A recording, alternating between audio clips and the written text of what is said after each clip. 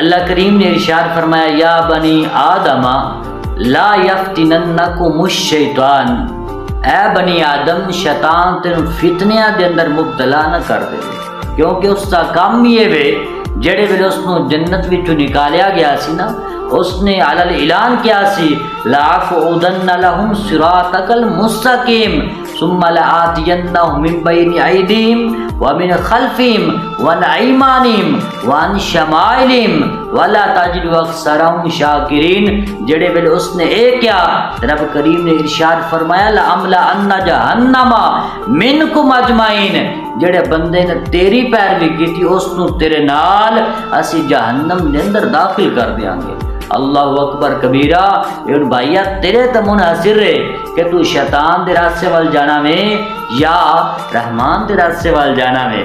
شیطان دے راستے وال جاویں گا تے بھائیا ذلت لبے گی، اگر رحمان دے راستے وال جاویں گا عزت ملے گی، شانہ ملن گیاں۔